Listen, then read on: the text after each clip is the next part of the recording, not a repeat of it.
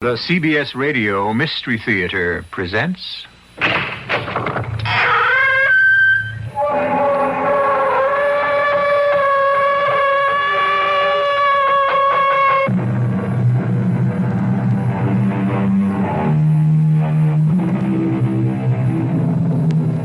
Come in.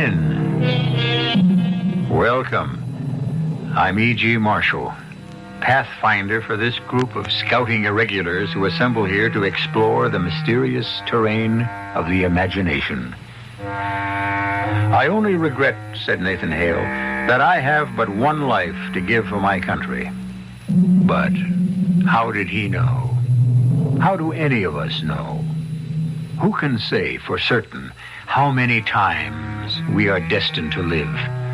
This brief span, this tiny flicker, this feeble shout, can this be all? For all eternity? There must be more to it. Or is there?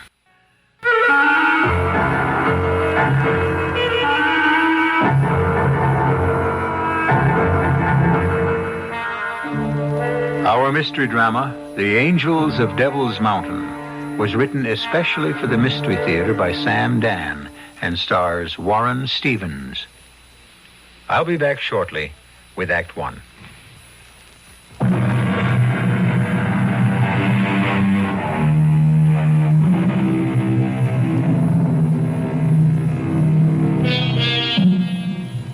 Donald K. Farlow drives through the summery Connecticut countryside.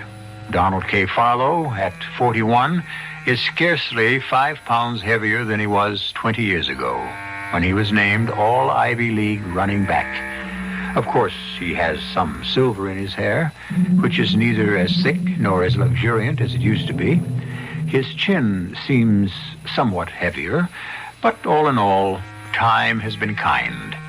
At this moment, Donald seems to have a problem. He feels a nagging little pain in the region of his heart. Nothing serious or unbearable, but it persists. And when Donald sees the sign that says motel, he decides to do the sensible thing. Do you have a reservation, Mr. Farlow? No, I don't. Well, it doesn't matter. Put you up anyhow. These days, nobody's turning away business. How long you plan on staying with us? Oh, I don't know. I just don't know. Miss... That's Mrs. Collins. My husband, Harry, that is, my late husband, Harry, bought this place, and May I ask you something, Mrs. Collins? Why are you staring at me? Am I staring? Well, I probably am. The reason I ask is... That's so obvious. Oh, that bad, huh? Well, the minute you walked in through the front door and approached the desk, I was all set to say, hi, how you doing? The way you greet someone you know. Oh, do I look like someone you know? Oh, yes, definitely. Who? Well, I don't know. And yet, your face is so familiar. Well, I've never been in this area before. Well, could you be someone I might have seen on the TV? Oh, no. I mean, you're not a star or somebody in a commercial or something like that? No, nothing like that. Or a celebrity? Hardly. I've seen you. I know I've seen you. Well, it'll come to me sooner or later. We'll put you in room 124. That's just around to your right. Oh, you... Thank you. Are you okay, Mr. Farlow? Yes, I'm all right. You look as if something's bothering you. No, I'm fine. Just fine.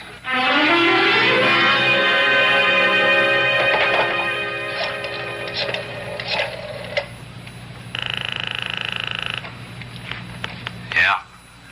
Marvin, you finished at the pool yet?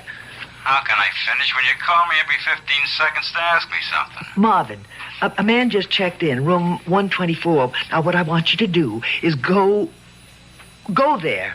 Why? Well, just make up an excuse. Say you want to make sure the air conditioning's okay. What for? Marvin, that man's killing me. What? I mean, I'm just dying. He reminded me of somebody, and I just can't place him.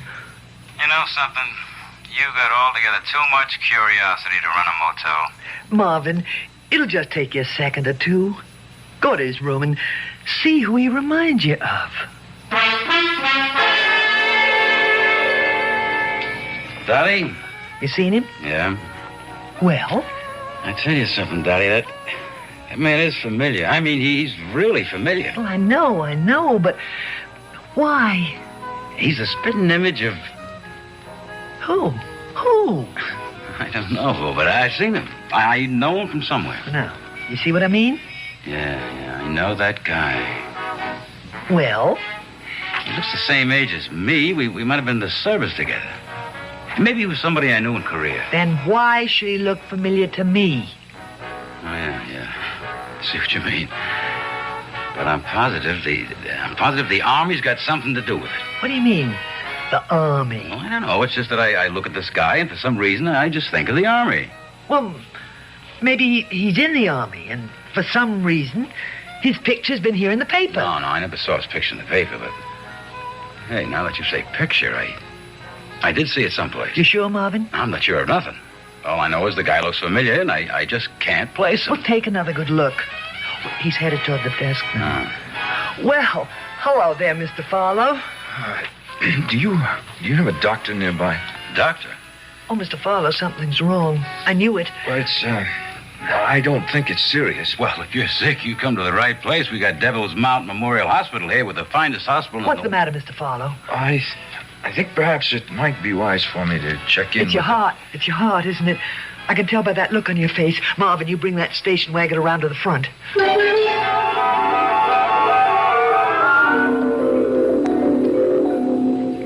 I'm happy to be able to tell you, Mr. Farlow, that we can find nothing, but absolutely nothing out of the way. Your cardiogram is completely normal. That's a relief. Pressure, respiration, heartbeat. We just aren't able to find anything. And yet you have this pain. Yes, Doctor. That's why I stopped here, in this town. Mm-hmm. Originally, I was going to... Tell me, do you have any cardiac history? No, sir, not that I know of. And the pain? Describe the pain. Well, it doesn't seem to be the kind of pain that I've been told to associate with a heart attack. Mm-hmm. Just more of a stabbing pain, as if I'd been stabbed. Doctor. Yes? Doctor, why are you staring at me? I wasn't aware that I was. Well, you are. Why, you still are. Well... Let me tell you something else. Everybody in this town has been staring at me. Everybody? Yes. Well, what do you mean by everybody? Everybody I've met. First, the lady who runs the motel. Dottie Collins. Yes, and the fellow who seems to be the handyman. He actually knocked on my door on some pretext just to look at me. Are you sure? And then the technician, right here, the one who gave me the cardiogram. She kept staring at me. It must be your imagination. Is it? Do I imagine that you're staring at me now? Mr. Farlow, haven't we met before? I couldn't say so. You look so familiar to me. Well, you don't appear at all familiar to me. I know you from somewhere. Well, this entire town, it seems, knows me from somewhere. But no one can say exactly where. Now, look, I've done nothing that would call me to public attention. Certainly not up here. I'm not a famous person. And you've never been up this way before? I've only been in the state of Connecticut twice. And each time was more than 20 years ago. It was when Pennsylvania played Yale at the Bowl. Mm-hmm. Well, was your picture in the local papers at the time? I don't even remember. Now, are you telling me that people would recall a college football game of more than, 2 decades ago? In the face of a visiting player? No, Mr. Farlow, I'm only trying to create a basis of reality for what seems so mysterious. Well, and that little girl who took my cardiogram, she probably wasn't even born at the time. I know. Well, what's the difference whether or not I remind you of someone? Well, none, really. What does it all have to do with what's wrong with me? Nothing. Except, Mr. Farlow, we can't find anything at all that's wrong with you. Well, then, why do I have this pain in my heart? Your heart is absolutely sound. How can you say that? I have a pain here that increases. It seems to increase in severity. It just keeps getting worse. Look, Dr. Steinberg, you remember the elderly white-haired gentleman who examined you? As did Dr. Higgins, Dr. Summers. We can call in other specialists, but you won't find better men anywhere. And all of them say that you are normal. But something is wrong. I feel it. Why do I have this terrible pain in my heart? Suppose you answer this. Do you need a heart attack? What? I don't believe I heard that. Do I need a heart attack? Why would anyone need a heart attack? It might come in handy. Handy?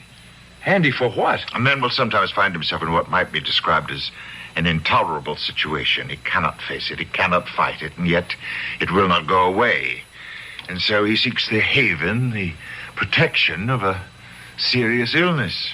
Why do you tell this to me? Mr. Farlow, tell me, are you presently in some sort of intolerable situation? Doctor, I don't see that is any concern of yours. A physician cannot treat an isolated part of his patient. He must consider the health of the entire human being. And I can find no physical basis for your pain. I've never felt it before. I never even knew what it was to be sick. And then yesterday morning, I was driving along the highway. I passed the sign, the one that said, Welcome to Devil's Mountain. I remember because I asked myself, what kind of name is that, Devil's Mountain? And then there was a stab of pain, as if I'd been shot through the heart, and it just won't go away. Well, the only thing I can say for you to do right now is just rest. What is wrong with me, Doctor? I don't know. And what's wrong with all of you in this place? Why do you all stare at me as if I'm someone you know? You don't know me. None of you knows me. Mr. Fowler, could you give me the name of your doctor in Philadelphia? No. But a discussion with a medical man who knows of your I past... don't have a doctor in Philadelphia or anywhere else. Well, surely you must have a I've doctor. never been sick a day in my life. We must have gone in for checkups. Why? I've always been in top shape. Oh, all right. Once again, I must ask you, Mr. Fowler, are you facing a desperate or even a serious problem? And what if I am? That could very well be what's causing the pain in your chest. My problem is that a company I've devoted my life to building up is now, well, it's going to go under. Why? Why? Well, I'll tell you why. You can't fight City Hall. You can't fight government regulations. You can't fight the new contract demands, tight money. You just can't do it, that's all. But nobody wants to understand that. Who doesn't want to understand that? Who? My partners, my son.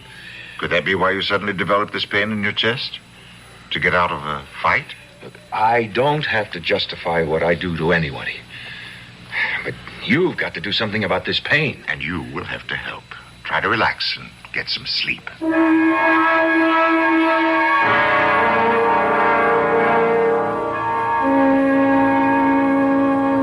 Hi there, Doc. Hi. Medical Society lunch is in the Yankee room. Yeah. Try the bean soup. I will. Oh, by the by, that fellow we brought over to the hospital yesterday, Yes? he looked familiar to you, too? Yes, he certainly did. I just can't place him. Had me going all day and most of the night. But finally, I knew where I've seen him before. You did?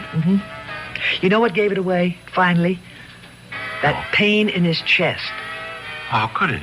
Think, Doc, think. Think of that pain. And then you'll know where you've seen him before. Come on, Doc. Just think.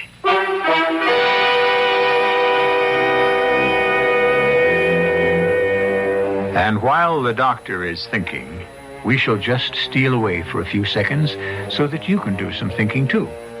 True, you don't have all the facts, but you do have enough to make an educated guess. Meanwhile, be inspired by the following words of wisdom, and before you know it, I shall return with Act 2.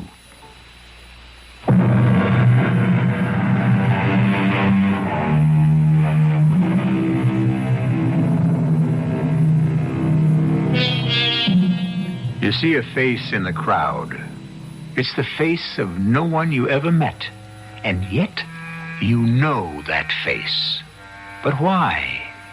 Yes, you have seen it before, but where? If only you had a hint, a clue. To the folks in the town of Devil's Mountain, Donald Farlow's is such a face. It's the face of a complete stranger, but why is it so familiar? You say you know where we've all seen Mr. Farlow before, Dottie? Yeah. It finally came to me. Well, tell me. It was the pain in the chest that did it. It's funny. All of us have been looking at that face for years. Where? I can't tell you. I'd have to show you. Let's go.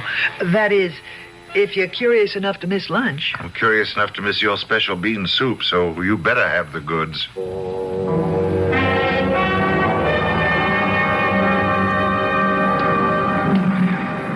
Well, Doc, we're here. Here? Right in here is where you'll find your answer. In the Devil's Mountain Revolutionary War Museum. Come on.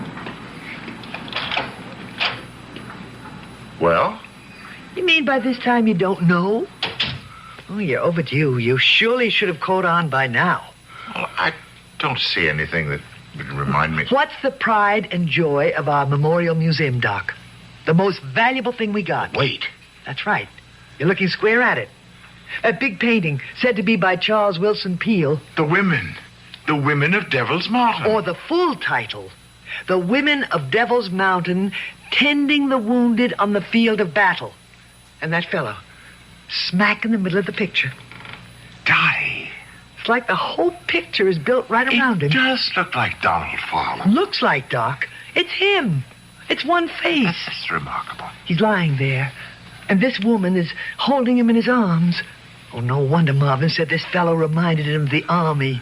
It was the Revolutionary Army. Yes, you can be so familiar with something, but if you encounter it outside its everyday surroundings... And the pain in the chest. Now, that should have given it away right off. He's been shot or stabbed. See how his hand is pressed against his chest? Yes. And how the blood is trickling through the fingers? Resemblance, it's uncanny. Resemblance? Doc, it's the same face. Now, look at the hair. It's black, but with strands of gray in exactly the same places. Well, what? There's the same dimple on the chin. It could be coincidence. Doc, it's him. It can't be. Why not? Because this picture was painted some 200 years ago. Everything about the painting, the face, even the... Well, now look again. There's a birthmark just on the side of his left eye. Dottie, what are you trying to say? If you could even imagine what I'd like to say, you'd decide maybe I'd better be put away. Oh, no. Go on, say it anyhow. Oh, Mr. Farlow is the soldier in that painting. How is that possible? Even if that soldier survived his wound, he'd still be dead for more than a century and a half. Well, I don't know how it's possible. I'm just telling you what I think. Oh, look at the face. He's the same soldier. Are you telling me he's the reincarnation of the soldier in the painting? I don't know anything about all that, and I couldn't care less. All I'm saying is he's the same soldier. Now, don't ask me how or why. And when he drove through here, something came over him, and he felt that terrible pain again. I'm afraid I couldn't accept that diagnosis. Okay, it's your turn. How do you account for it? I'm afraid I can't.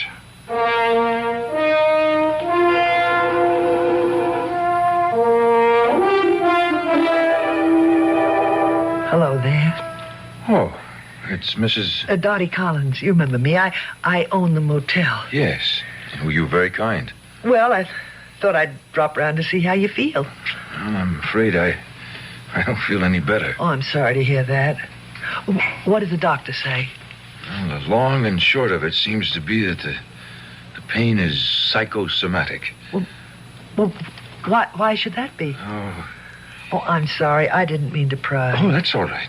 No, it's not all right. I'm sure it's something highly personal.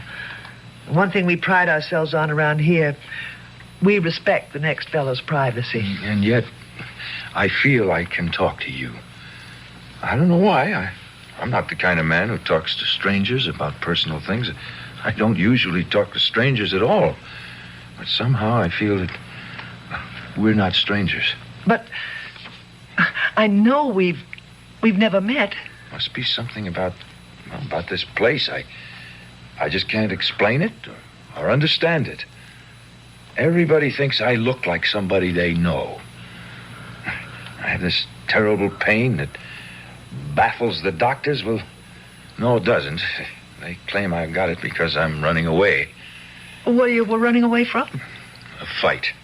You don't look like that kind to me. Yeah, this is a fight I can't win. Why? Because I'm up against too much money, too much power. Besides, I don't have to fight. You see, I could sell out to this big company and take a job with them. That'd be the smartest thing I could do. Why? Well, my own future would be assured. I wouldn't have to worry about debts or loans. I could save the jobs of maybe 100 men in the long run. Besides, I wouldn't have to work so hard. Well, tell me what's wrong with all that. Well, nothing really. Except that I could no longer call my soul my own. And that's why you've got this pain? Oh, there's a lot of medical jargon surrounding it, but I guess that's what it all boils down to. So how can you get rid of it? Well, the way I'm going, I'll never get rid of it because, well, I get used to it. After a while, I won't even notice it. So I intend to leave here this afternoon. Go home and sign the agreement. Of course, there could be another reason why it hurts. No. The doctors have just about ruled out everything that might... You remember everyone stared at you? As if we all thought we knew you? Yes, and I'd like to know why. Well, it's because we do know you. You what? Everyone in this town. We've known you all our lives. Are you sure you're not all crazy? Yes, I'm sure. All of us who were born here and went to school here. We met you for the very first time when we were little kids. I wish I knew what you were talking about. The hero of Devil's Mountain. Look, are you all right? Well, why do you ask? Why do I ask? Do you realize what you're saying? How could I be the hero of whatever it is? Well, I may sound a little bit crazy, but that's only because I'm saying... Okay, I admit it sounds strange, but I'm sane. I'm sound. Ask anyone in town about me. Now, just exactly what are you trying to tell me? Can you come with me? Can you leave here? Well, yes, but where are you going to... I want you to meet someone. Who? I want you to meet yourself.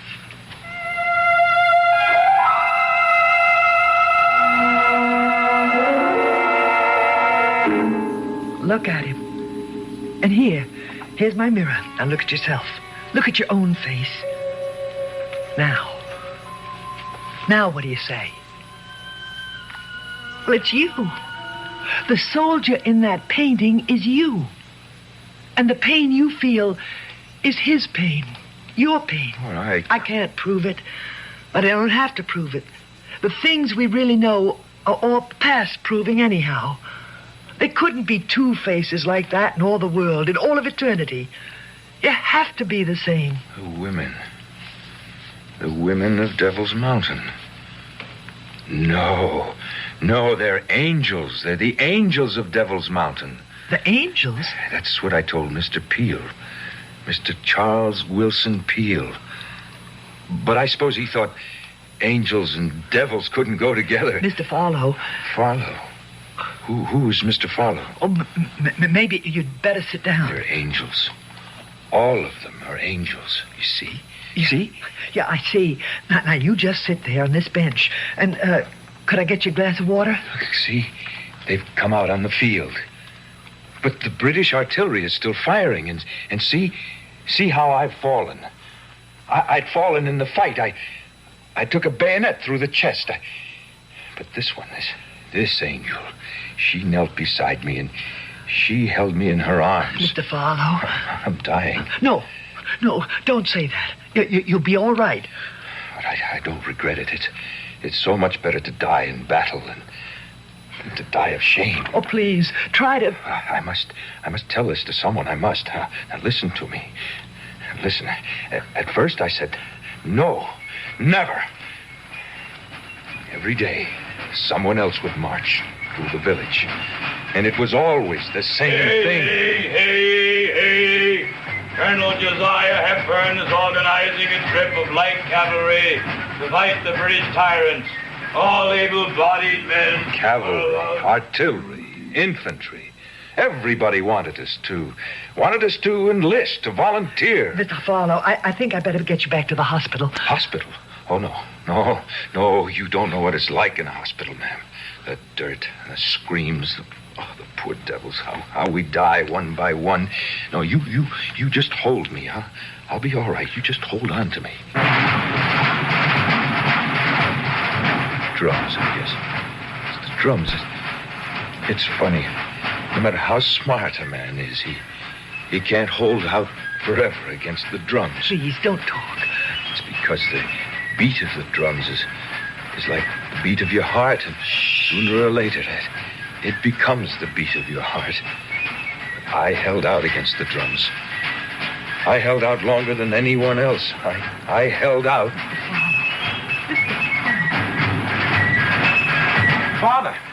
Father.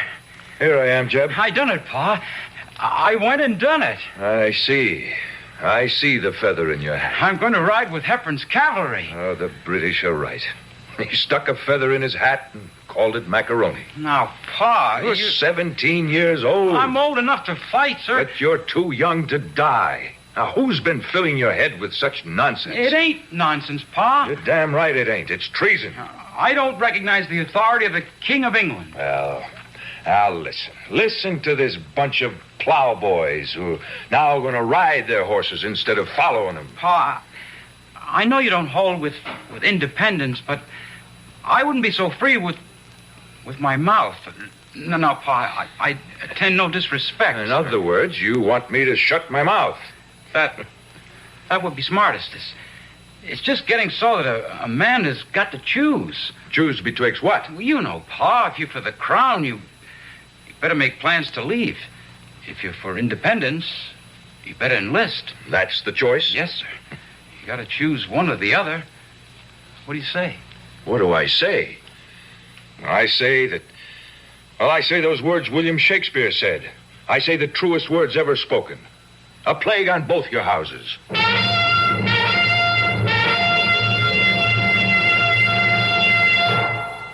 And for some reason, a Revolutionary War painting has become painfully alive for Donald K. Farlow.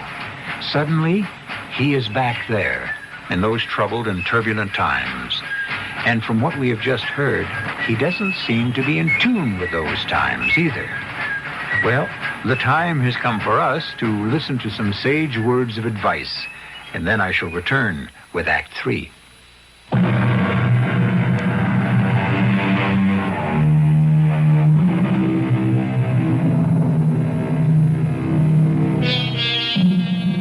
According to Mr. Henry David Thoreau, it is permissible for a man to march to the beat of his own drummer. However, this is never true during wartime. Then everyone must listen to one drummer only, and that is the drummer who sets the beat for the armed forces.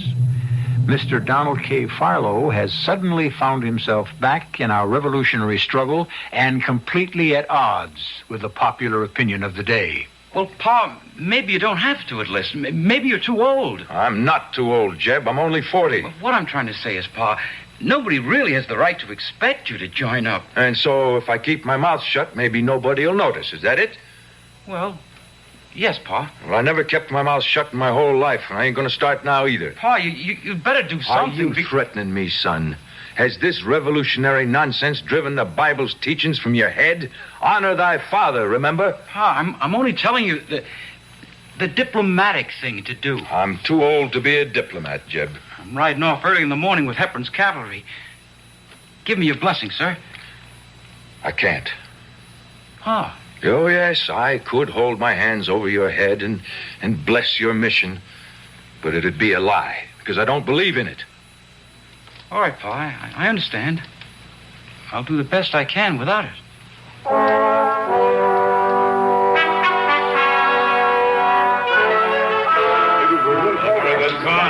It is usually fighting. Well, look who's here. Good evening, Mrs. Porter. Good evening, sir. May I have a mug of ale? Certainly, sir. Didn't know you served red coats here, Abby. He ain't a red coat, he's a tan coat. Somebody get a rope. That's right. Why doesn't somebody get a rope? There's but one of me and 6 or 8 of you. Those are just about the safest odds, ain't they? Hey, you skulking, cowardly scum. I notice you won't try to hang me one at a time. There ain't going to be no hanging at all. Now, gentlemen, I must ask of all you to behave yourselves. It's my business to dispense hospitality to all who seek it. Here we are neither Yankee nor Tory. Remember the proverb, all men are alike in the sight of God and a tavern keeper. I won't drink with no trainer. Me either. No, I don't. I'm not going to do it. I'm sorry, Mistress Porter. Maybe I shouldn't come in here anymore. Well, why not? I'm driving away your trade. Tavern vagabonds. You don't notice them going off to fight, not by a long shot. Well, it's not just the town loafers, ma'am. I'm not popular anywhere. No, I guess not. I can't help it. I'm a man who has to speak his mind. Man, I wonder why all of you think it's so important to say what you think. Now look at us women. We never say a word, and we're happier for it. I only ask to be left in peace. Well, I might recommend you try to go spend some time in New York or Philadelphia. You do? Why? Well, because those are Tory cities. The British still hold them. And your views would be more in keeping with the popular sentiments. I won't be driven away from my land. I'm speaking frankly, sir. Do you know why you ain't been hung or jailed or tarred and feathered and ridden on a rail? Because of your son. Because of Jeb. Because he's a trooper with Hepburn's cavalry. Nobody wants to break that lad's heart. My son has caught the popular madness. Why do you call it madness? Because no better word describes it. This motley collection of country bumpkins. Yes, Mistress Porter, that's all we are. Provincials, rustics. That's how the British see us. We're a joke to them. Then they must be laughing with tears in their eyes. We bled them pretty bad at Breed's Hill up in Boston. And look what Ethan Allen and his boys have done. And our own Israel Putnam. Oh, but soon they'll begin to take us seriously. And then the ball will be over. Their invincible fleet will strangle us with a blockade. I must say, sir, you do take a dim view. I take a realistic view. And who needed this war? Hotheads in Boston? Slave owners in Virginia? Oh, now you know there's more to it than that. What more? We could have lived in peace. This nonsense about taxation without representation. The average person doesn't have the right to vote in Great Britain either. And what do we want to vote for anyhow? What does it matter what scoundrel has chosen to loot the public treasury and misgovern the country? It matters because we have the right to choose him and turn him out. I don't think it's a right worth dying for. It's the principle of the thing. Principles.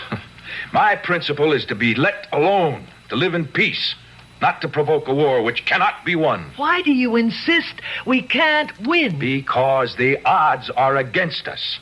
Common sense is against us.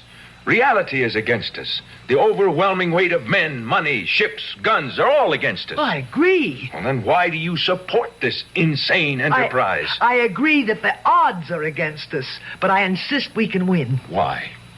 Because we must. Even in the face of all... Yes, even in the face of all your overwhelming odds.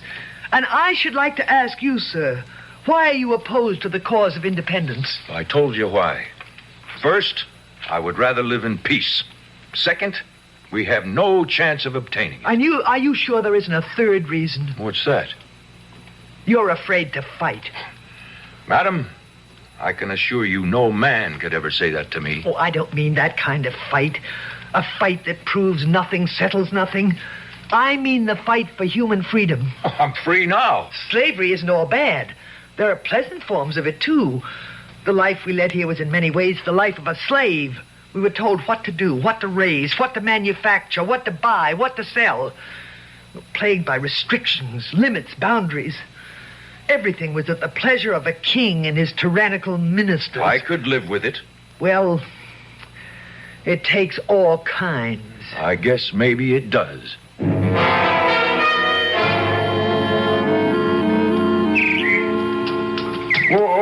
Whoa there. Good morning, Reverend. Morning. I see you're packed for a journey. That's so. Come in, rest a while. Have a bite. I can't. Have no time. See, the British are sending a raiding party all through the valley. Here? Our valley? Yeah. Do a little burning and killing. So most of the town's moving out, heading north to Boston. But why? Well, as they say, we're a hotbed of rebel sentiment here, and we're to be taught a lesson. I don't think you got too much to worry about, though. Why? Why do you say that? Well, you're known as a supporter of the king. But I am not a supporter of the king. I don't support anyone in this madness. But even if that's so, you can't call what folk devoutly believe in madness. And you know how it is in time of war. If you're not with us, you're against us. So, we are about to reap the whirlwind. I got to be moving on. As I say, I don't think you're in any danger. They'll sweep through here like savages. They'll carry off all the livestock. They'll loot and they'll burn the houses and barns. But not yours. Timmons, my neighbor by the creek, and Sanderson over at the edge of the woods. They're off with Jeb, fighting with Jeb, down south with Hepburn's cavalry. I suppose those are the fortunes of war. These men are my neighbors. I could never face them again. They return to find the labor of a lifetime destroyed, while everything that belongs to me still flourishes. I could never face my own son. It's too late now. They outnumber us, you know. They've always outnumbered us. Reverend, the village of Devil's Mountain will fight. We ain't got no soldiers. We never had soldiers. Who are we, anyhow? We're just farmers and shopkeepers, artisans and clerks. Now, who's our commander-in-chief? He's just a planter from Virginia. Reverend, the war is here.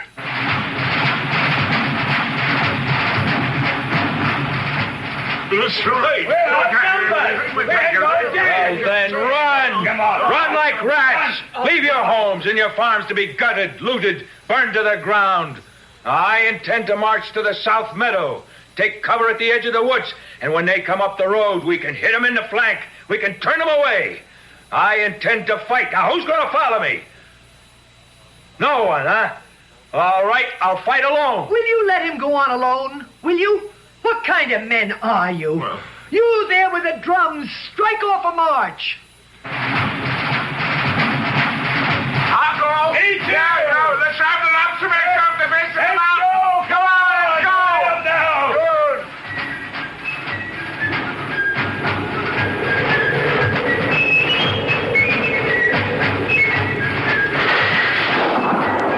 That's it, lads. Keep it up. We got him on the run. Keep it up.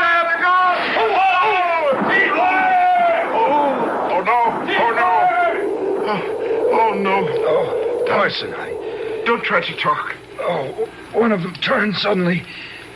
Caught me with his bayonet. Here, Parson. Let me hold him. What are you ladies doing here? There are wounded men, Reverend. But the British may attack again. Reverend, don't let the men disperse. Form them up again. Right, I will. And see that they have enough ammunition. I'll try. Don't try to talk. You be all right.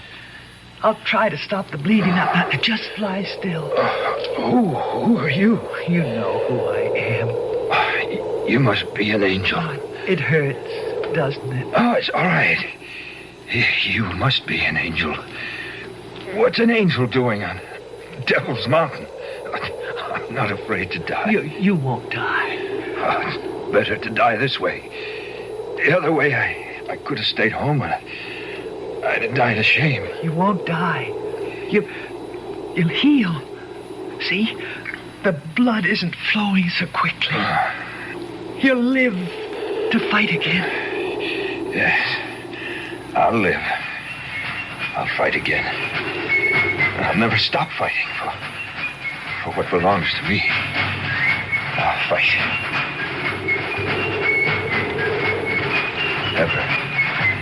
Never stop fighting. Whatever they have lined up against you, never stop fighting. They won't take away my factory. It's mine. It belongs to me. What am I saying? Are you all right, Mr. Farlow? Yes. Yes, I'm all right. Well, you look better. Better than what? Better than you did before. Excuse me, ma'am. What am I doing here? Well, you weren't feeling so good. I wasn't? And you stopped off at the Devil's Mountain Motel. How does it happen? I can't remember any of this. Well, you had a bad pain in your heart. I don't think I've ever had a bad pain in my life. The doctor would call it empathy, I think. Empathy? For whom? Well, that wounded soldier in the painting. Hey, you know, I do think there's a slight resemblance. Well, I guess I've been working too hard. I've been quite worried. And what I did was, well, I must have been tired. I stopped at the motel and just passed out. Are you sure you're all right now? Oh, yes, positive. I have to get back home at once. I've got a lot to do. Funny, I never passed out before. And I don't remember coming here either. How did I get here? Well, the doctor thought a little walk might be good therapy. Well, it certainly was. I'm feeling just great. I'm much obliged to you. Well, what's funny? Well, it's not funny. Those women in the picture, see? See how they're helping the wounded? Well, you're keeping the tradition alive. You helped me. Yeah, that's a beautiful painting. It's called The Angels of Devil's Mountain, Tending the Wounded. Well, why do you say angels? It reads women. Oh, no. That's a mistake. It should be angels.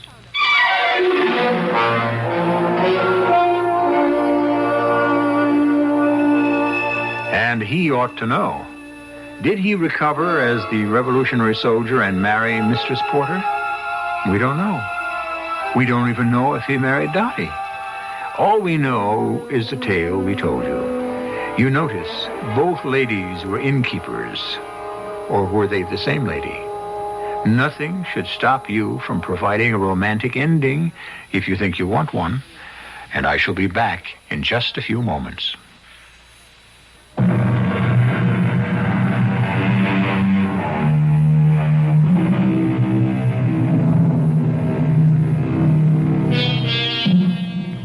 We're celebrating the bicentennial of our great country. And how wonderful it would be if, in addition to donning the clothes and shouting the slogans of our ancestors, we found the heart, the beating heart of their dedication, the soul and the spirit of their devotion. Well, we work a great deal with the spirit on this program, and we can infuse you with it 7 times each week. Our cast included Warren Stevens, Ann Seymour, James McCallion, and Barry Kroger. The entire production was under the direction of Hyman Brown. This is E.G. Marshall inviting you to return to our Mystery Theater for another adventure in the macabre. Until next time, pleasant dreams.